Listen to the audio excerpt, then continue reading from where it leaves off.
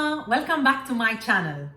Today we're going to talk travel, and I am going to talk to you about the one mistake which I am absolutely sure that most of us have made when we've been making travel plans and going on our holidays, and how to make sure you avoid it. I've got 5 questions for you, the 5 things that you should ask to make sure that you won't ever do this mistake ever again.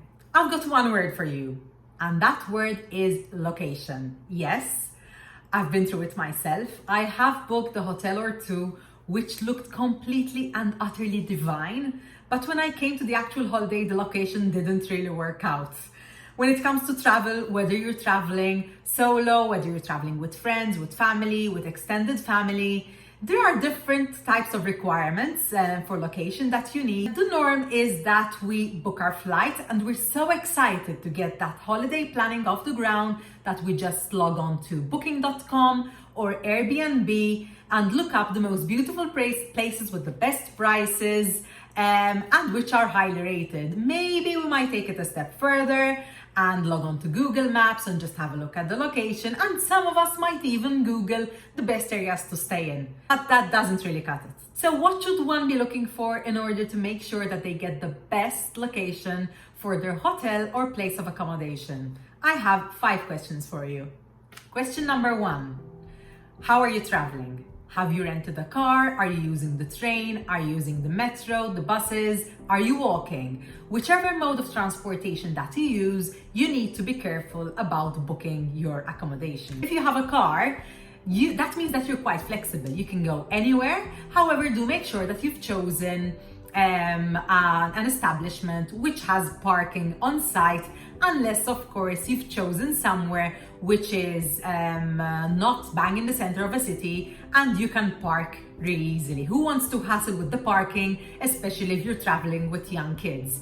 Now, when it comes to going on a holiday where you're going to be doing most of your moving about by walking, you need to make sure that your hotel is located in the center of a city, or else at least somewhere where you will have access to restaurants and within walking distance. I'm sure this has happened to a couple of you. You've booked a hotel which looks fantastic. It might have even advertised that it offers dinner, but you're somewhat disappointed because when you walk out of the door, you need to walk 10-15 minutes to a bus stop, and that just doesn't cut it for the evenings when you want to take it easy, you want to walk it to a restaurant, get yourself a nice bottle of wine, have dinner, and go back to your hotel and sleep. Picking an accommodation which suits whatever method of transport you've chosen, it ranks at the top of my list.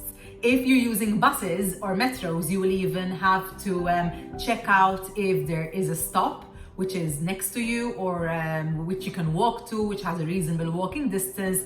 And don't forget to check about the hours, the time that of course these buses or metros are running, because you might think that the bus is there's a bus stop right opposite, that's all fine and dandy, but then you find out that the buses stop at like 5 p.m. So that's no good really, unless of course you plan to use taxis as well.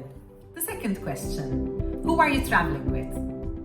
Different travel companions equals different requirements. For example, if I'm just traveling with my husband, we're both very easy because of course we can walk distances, we usually rent a car, and we're quite flexible. But if we're traveling with Nina, who is almost 5, or with Yannick, who is 14 and maybe won't enjoy the walking as much as we do, our requirements will suddenly change. If we are traveling with the kids, we will usually choose either a hotel or an apartment that's located in a city center or somewhere where there are a good number of restaurants around us. Otherwise, at the very least, we'll choose a place where we can cater ourselves because the kids might be tired one evening and we might decide not to go out for dinner, or else a place which actually has a dining facility inside the villa or the hotel or the apartment or whichever type of accommodation you've chosen. A good option for this is actually what the Italians call an agriturismo, because they usually cater on half board or on full board. And when Nina was a baby, we've chosen half board accommodation at agriturismos, and it was simply divine because these people were cooking these yummy homemade meals from the products that they've been so lovingly breeding and growing themselves on their land. And it worked out really well because we used to leave early in the morning, go out for a full day, and come back at dinner time, eat straight away in the restaurant, and just head back to our rooms for a shower and to settle down the kids. Third question, is this a short holiday or is it a long holiday? Of course, who likes wasting time? But I know that some people relish driving around in the car. I myself, we love to drive, but we do not like very long distances. If you're only somewhere for, let's say, 2 nights or 3 nights, that means that you should be even more careful about the location of your hotel. So have a good look at the map and see where the airport is located. See that you've got all the amenities and all the restaurants and everything all around your place of accommodation, unless of course it's a holiday where you only plan to relax at your hotel. But otherwise, you should really be careful that you're not wasting most of your time in the car as opposed to spending time at all the lovely tourist sites and all the places where you want to go throughout your holiday. This takes me to my fourth question. What's on your itinerary? This is something that you should do before booking at your hotel. I know that a lot of people know and have a little bit of an idea of the things that they'd like to do, but they actually leave it for the end because they want to get their bookings sorted and they want to have their hotel, their car, and their flights, and then they'll do it afterwards. This is actually the wrong way to do it, especially if you're there for 2 nights. The way I like to do it is, once I've gone through the first 3 questions that I've mentioned, I will head on to the itinerary. I will check out all the sites and all the places and the villages that I want to check out. I will list them. I will mark them on my Google map, and I will try and find accommodation that is in close proximity of all of the sites that I want to visit. Right now we're planning, I am doing the planning, I love it. We're planning a 3-week trip to Bali. We're moving 5 times, so we're staying in 5 different places. So this was actually a really big job, but so important. I wouldn't have wanted to spend, for example, 3 nights in one place and we're packed all days long. I do like my downtime as well, but I wanted to make sure that all the places we stayed at were well balanced and we had a good mix of going out for a full day, just hopping out for a little bit, and having a few afternoons at our places of choice to just take it easy and recharge. My last point.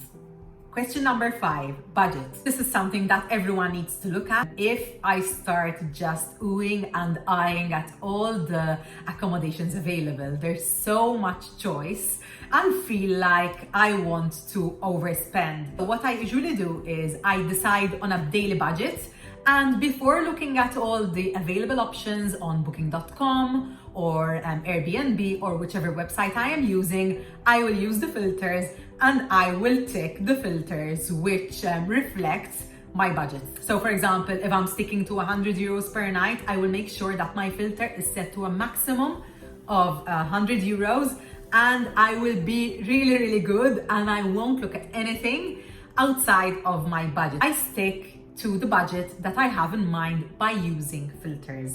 A quick reminder of the 5 questions you should ask yourself in order to book the perfect hotel or accommodation location when you're on holiday. First, you need to check out your mode of transportation. Are you driving? Are you taking the train? Are you taking taxis, buses? Question number 2, who are you traveling with?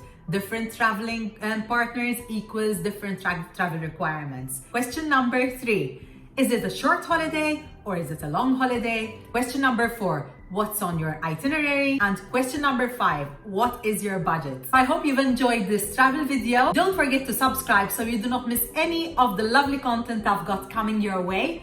Thank you for watching. And if you'd like this video and if you want to see more travel related videos, I want you to give me a like. Thank you so much. Bye bye.